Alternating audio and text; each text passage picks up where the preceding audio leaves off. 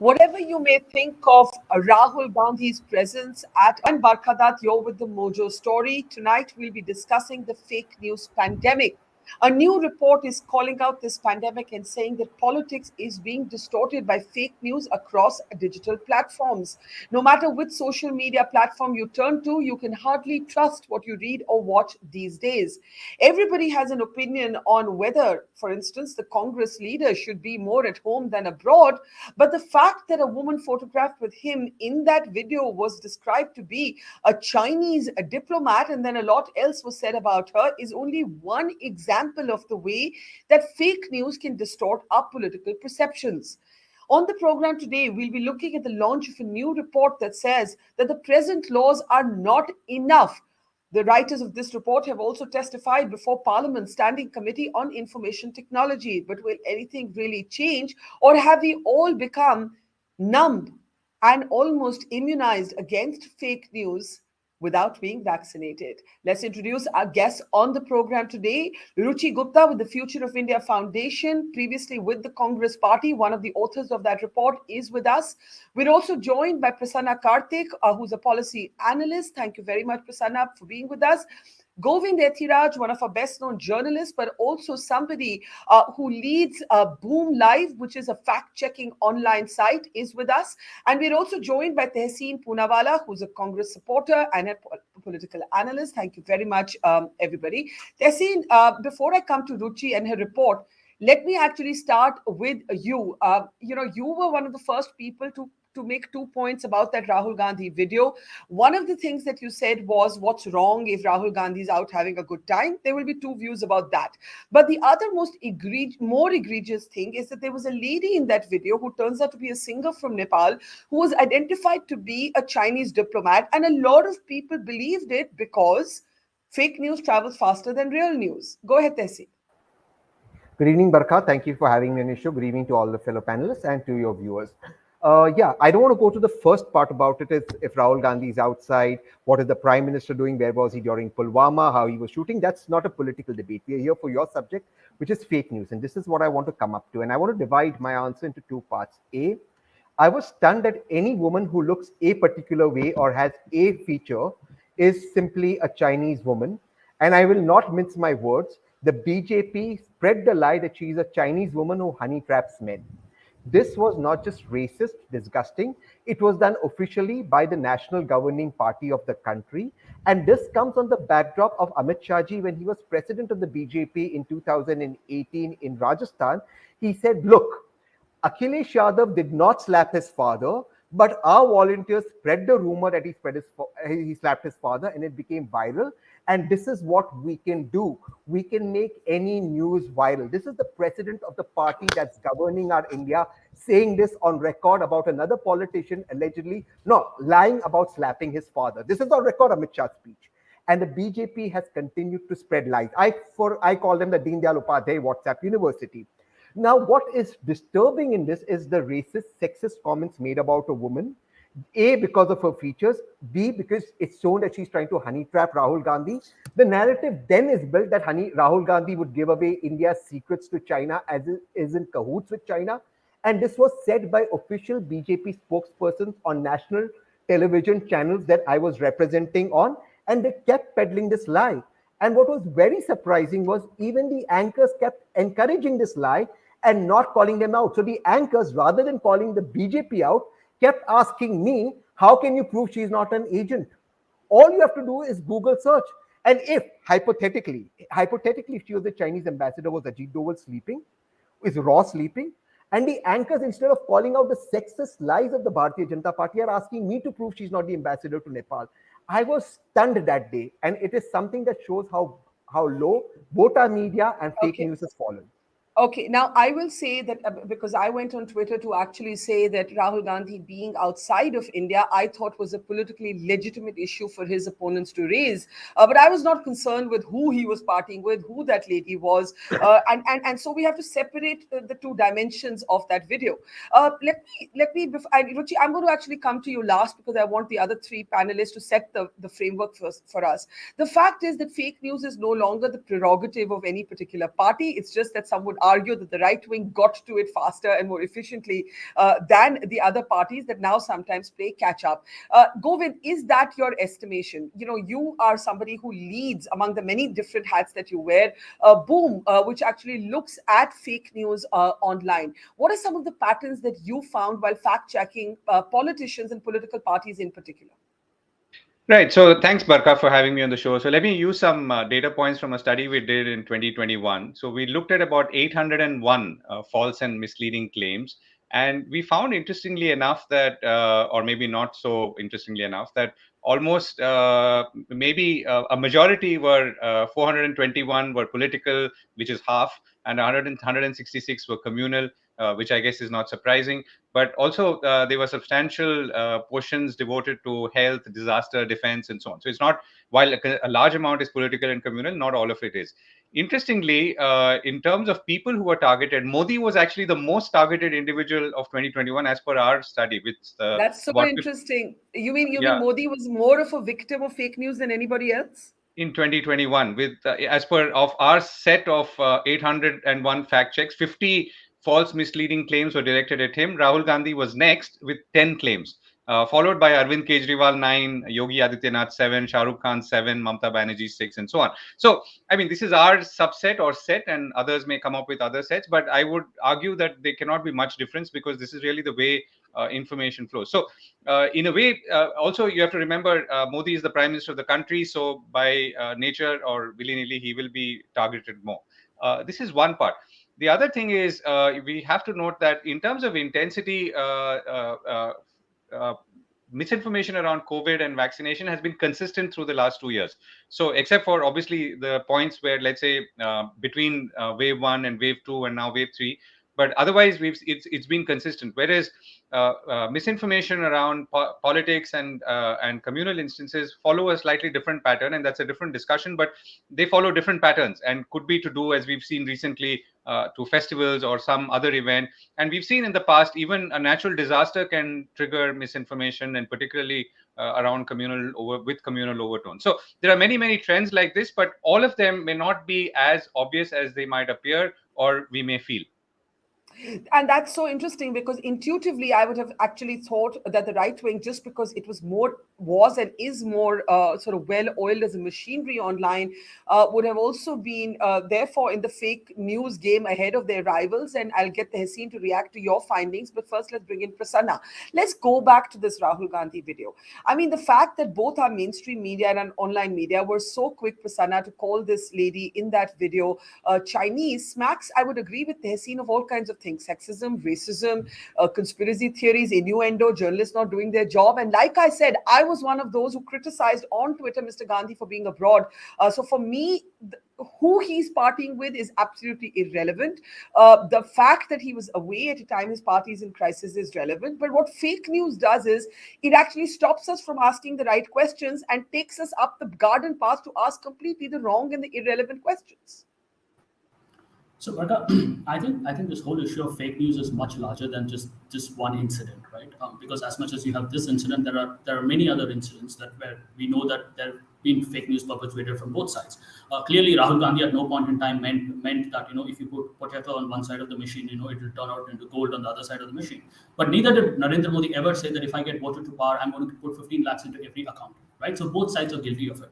So I think if we really want to get to the root of the problem, we need to rise above, micro incidents and look at the larger picture. And for that, I will go back to the report that forms the basis of the discussion today. And while I didn't have adequate time to go through the report in detail, a cursory glance suggests that there are some fundamental problems with the report itself, and that kind of explains how we are, in my view, we are wrongly viewing the problem itself. And let me just explain how.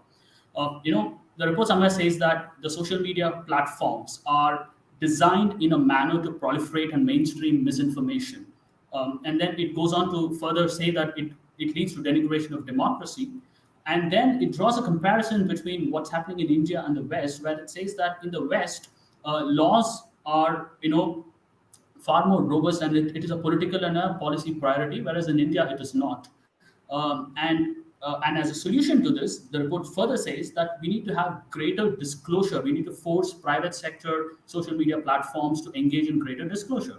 Now, I see an inherent contradiction here because if you look at the report kind of, in a way, points fingers at the ruling dispensation, taking advantage of the flaws in fake news and social media platforms.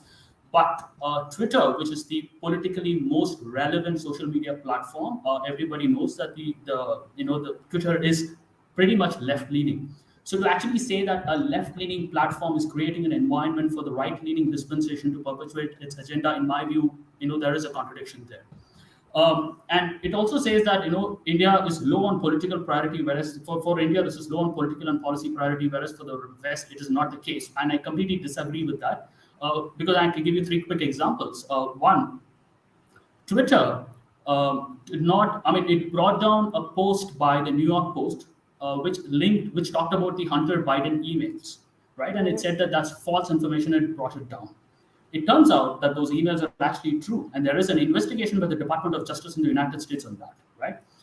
Twitter also did not allow for any kind of an information, any tweet or sharing of tweet which linked the COVID virus to the lab in Wuhan.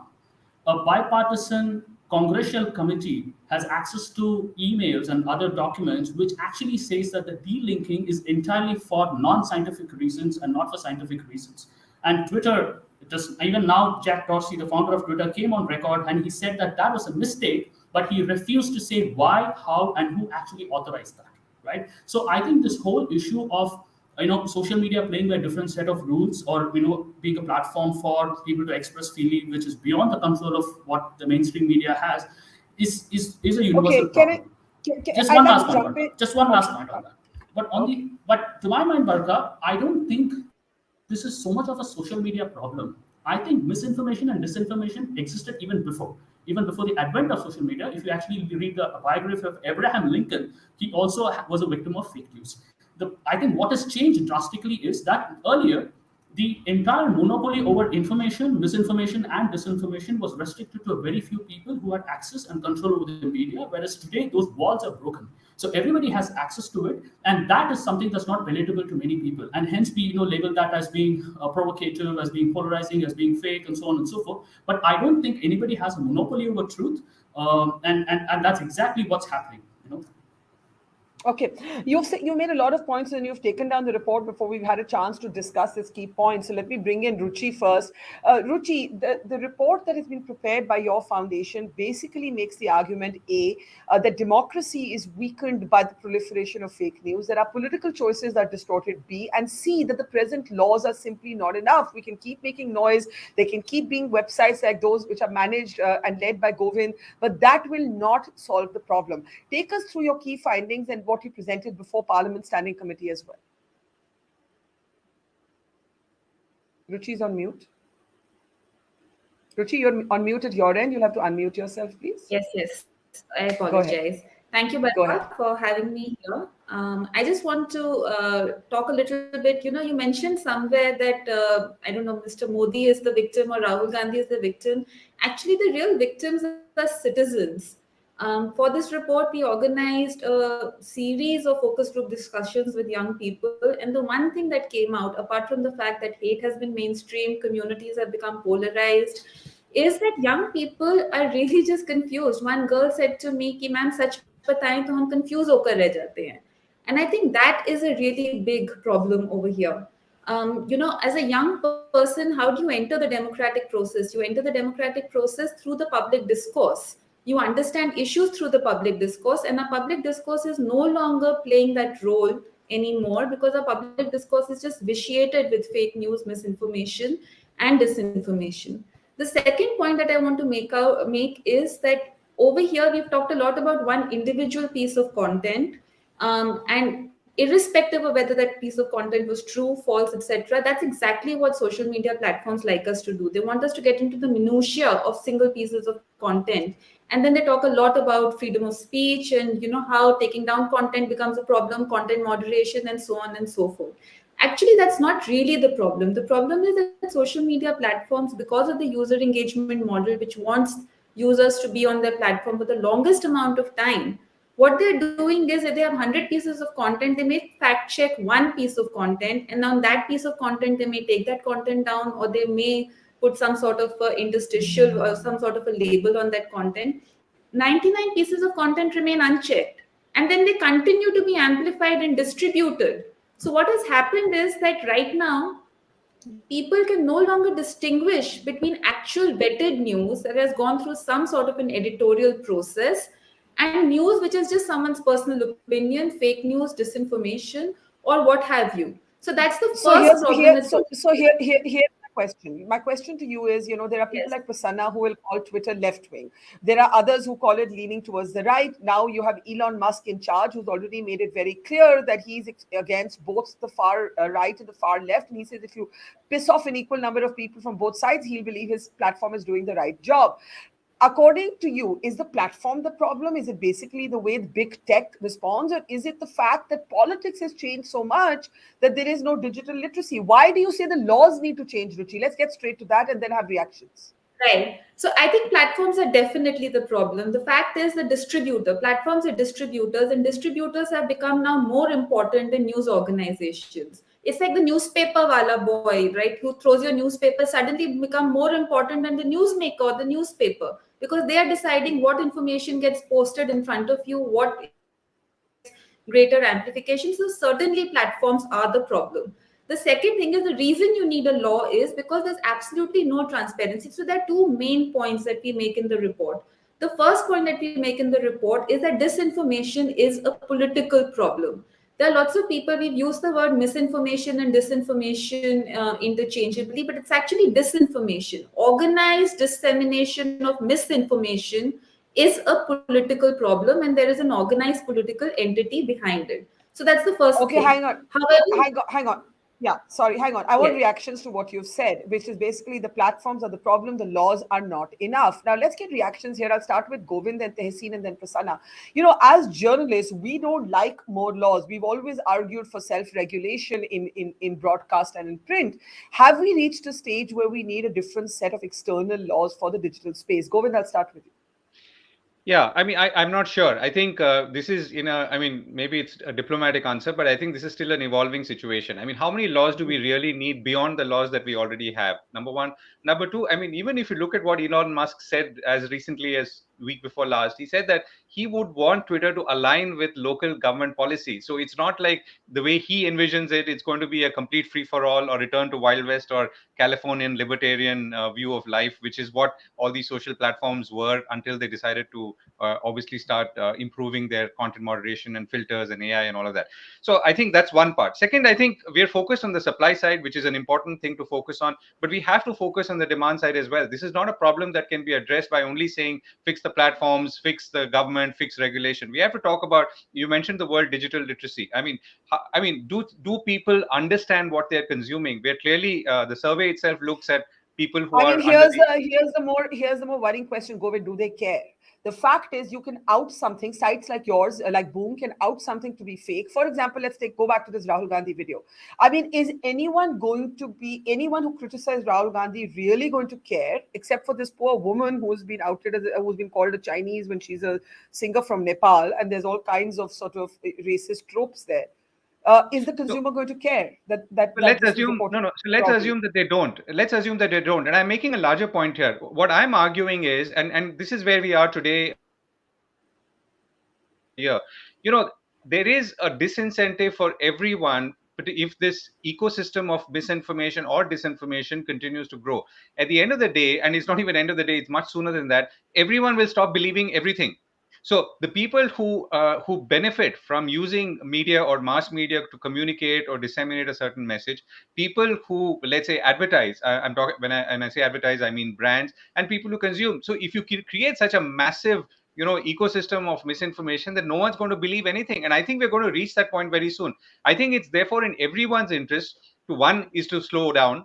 Second is to focus on the demand side, which is to really teach ourselves how do we consume content on the internet as children, as old people. Both constituencies are particularly vulnerable. And how do we also make it part of our education system? Now, I know this sounds like one of those long, Motherhood lengthy and pitches. Yeah, it does. But I think that is, motherhood it and is. apple pie. It Motherhood and does, apple but pie. it does. But the thing is, Okay, I mean, if you want to yeah, address this problem, you have to begin somewhere, which is, and like I said, but all these solutions on the supply side will not solve the fundamental problem on the demand side, which is, to go back to your video, why do people believe it, or why do people even care? and And that's why I want to take that to Tehseen, that has there come a point in politics, and both Tehseen and Prasanna can take this, where fake news is countered not by accuracy, but by other fake news.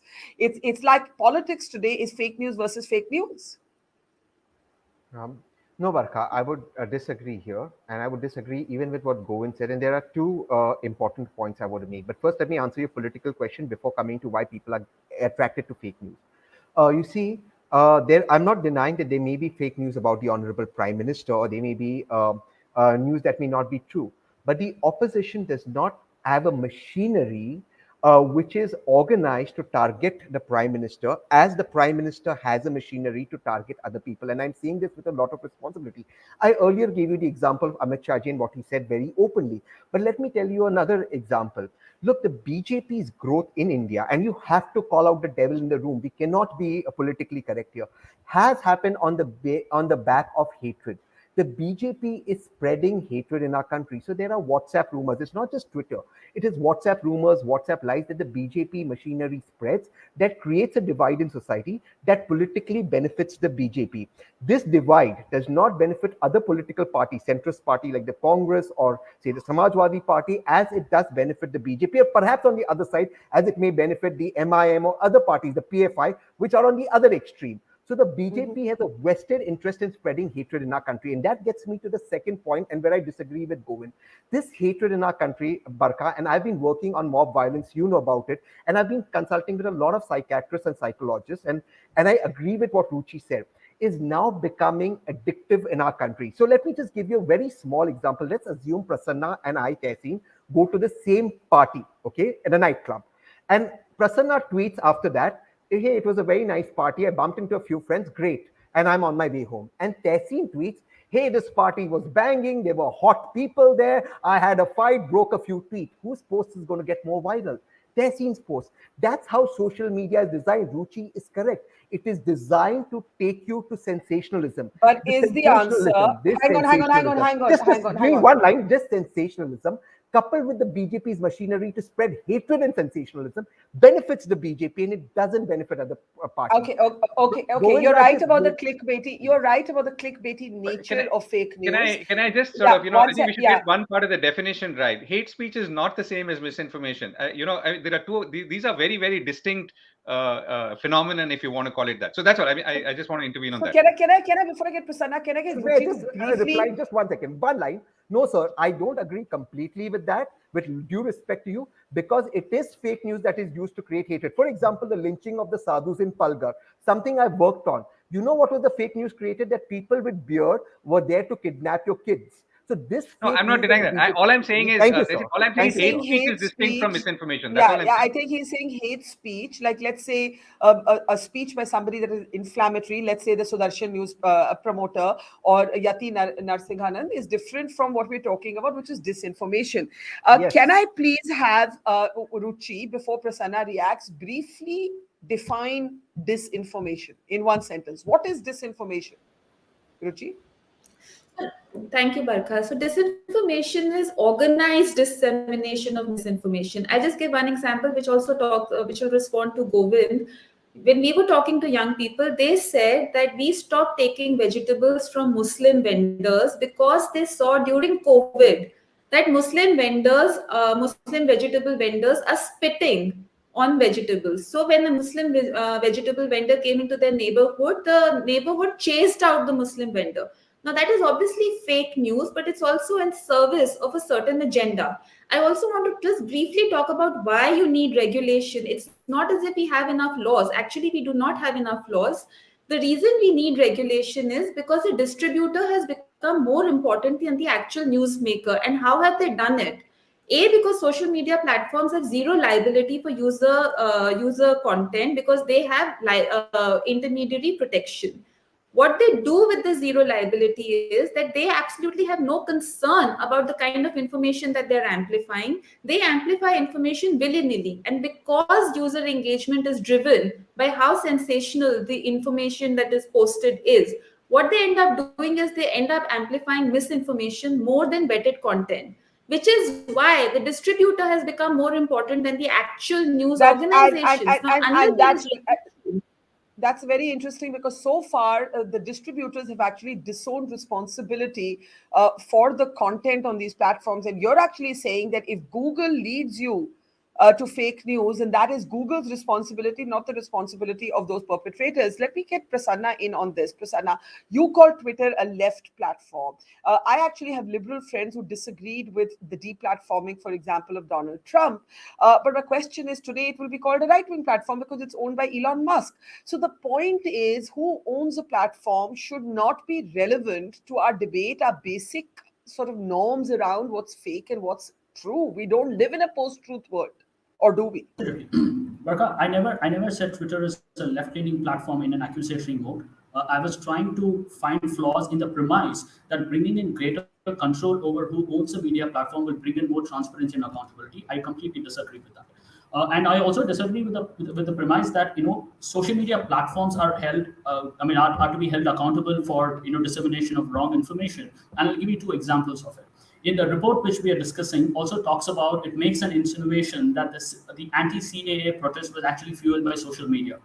When the anti-CAA, when the law was passed, the Citizenship Amendment Act law was passed, I was in Columbia University. I was a student at Columbia University studying and living in New York.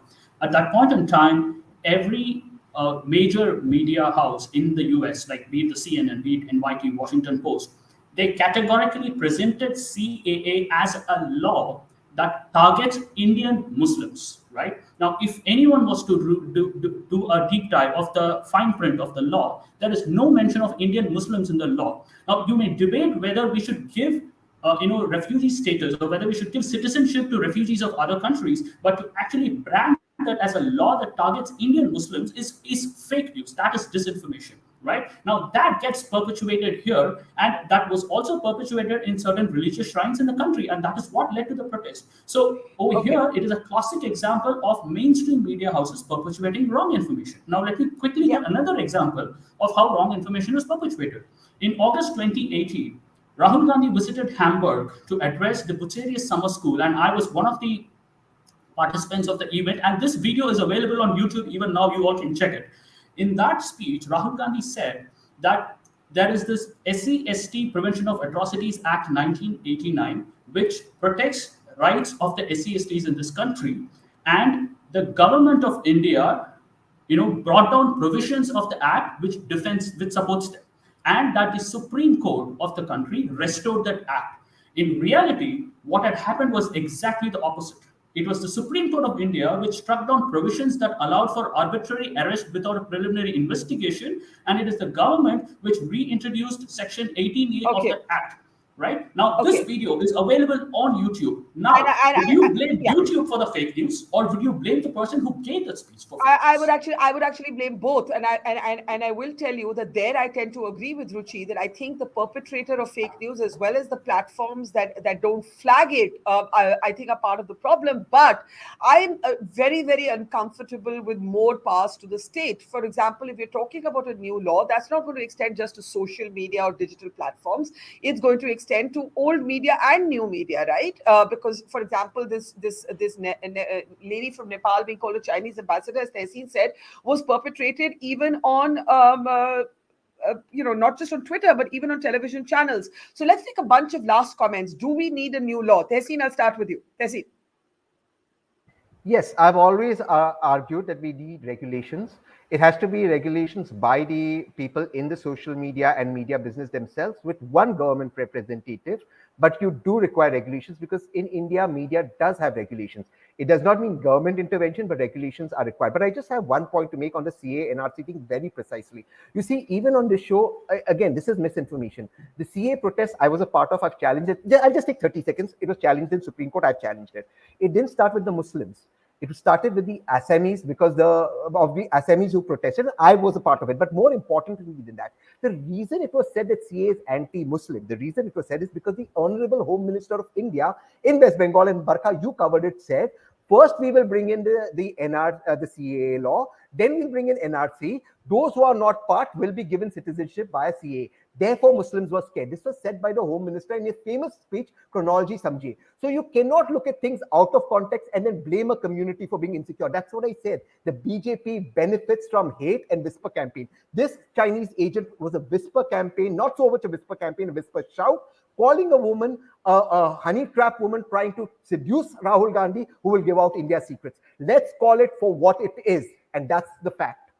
Okay, Prasanna, both ideological sides can give examples of the other and call it fake news. The fact is, there's no ambiguity of the fact, around the fact that, like I said, you can criticize Rahul Gandhi for being away, being a reluctant politician, but why did, the BJP supporters feel the need to pick on this woman? We don't know. And likewise, you'll have other examples on the other side. So let's go beyond those examples. Do we need a new law? That's what Ruchi's report is arguing for.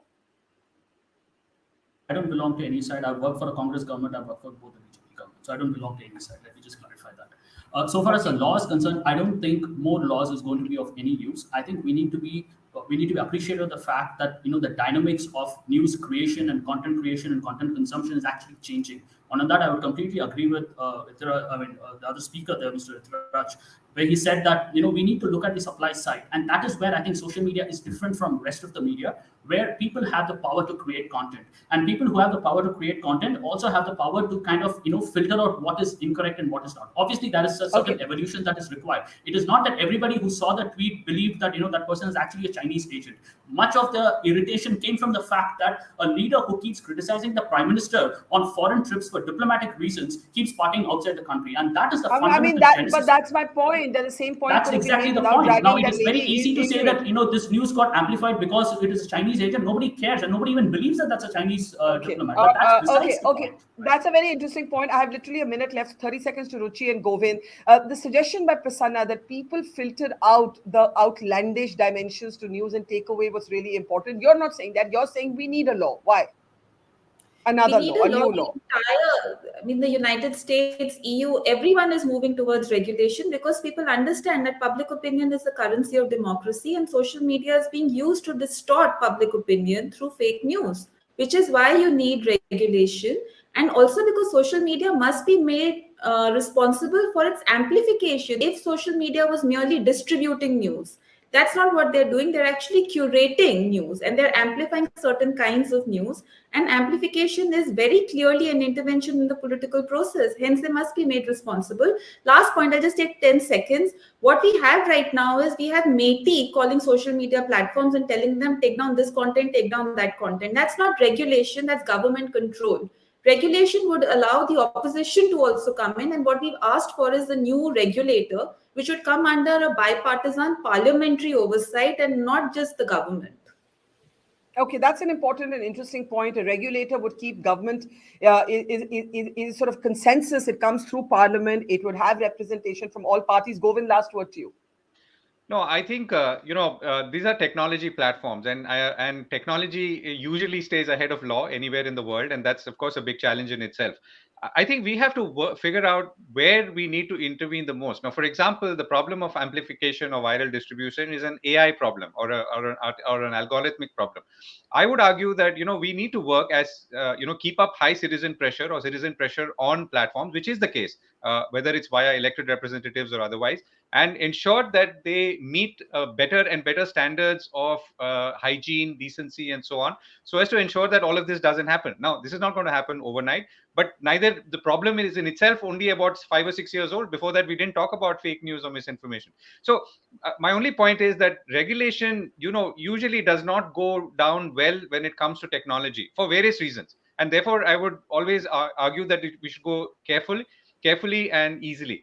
But on the other hand, it's also important to keep the pressure high on social platforms to ensure that they, like I said, whether it's a specific country and that country's culture, society, mores, and so on, or in general, and use technology to respond to that. And I think that's where we can keep the pressure high. And I think to that extent, I think there is already some change happening amongst all platforms. You look at YouTube, for instance. Some 38 channels were banned by the government in the month of April alone for spreading misinformation. They had cumulative views running over 700 million.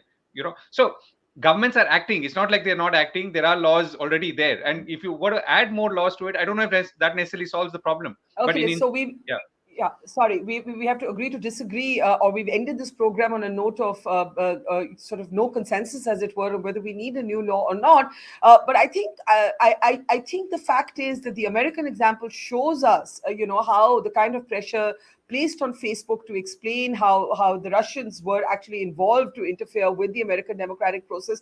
I think the one thing we can all agree on is that information impacts politics, and therefore, if we are not getting the right information, the correct information, the authenticated information, it does impact our right as citizens, and we have to make this about citizens, and that's I really think the bottom line. Thank you very much, Ruchi, Tehseen, Prasanna, and Govind, and to our audience. See you soon with another burning issue that we'll decode here on the Mojo Story. Thanks for watching. Goodbye. It's great to see you here. Thank you for watching our work. If you haven't subscribed yet, don't forget to click the bell icon and subscribe to Mojo Story and support independent, robust journalism.